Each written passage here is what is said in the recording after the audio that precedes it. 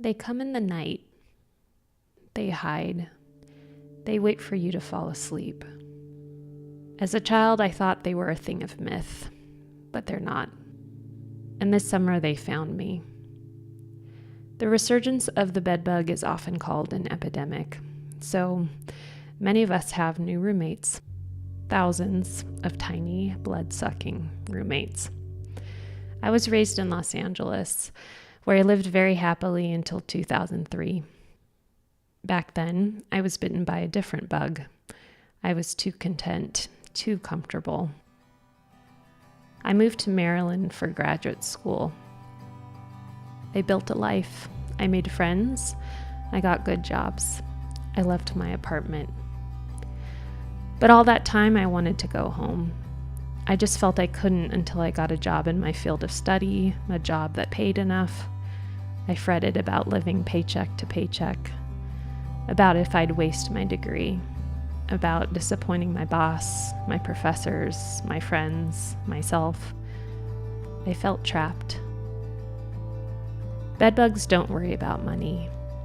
They don't worry if they are living up to their potential. They're opportunists. They hide in the cracks between floorboards, the spine of a book, the head of a screw, and they can live a long time without feeding, biding their time until you let your guard down.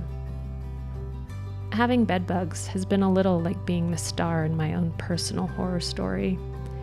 You spend entire weekends on Google. You seal practically everything you own in plastic. You vacuum every inch of your living space. You compare the pros and cons of sealing caulk and expanding gap filler. You spend hours baking anything you can in a hot dryer. You throw out pillows, comforters, rugs, and couches. You feel guilty for going out, worrying that you might spread them. You dread going to bed. You dread waking up. But there are other things you do. You realize you don't need those wicker baskets that you keep moving from the closet of one apartment to another. You accept that you're never, ever going to open again the pages of working-class Hollywood.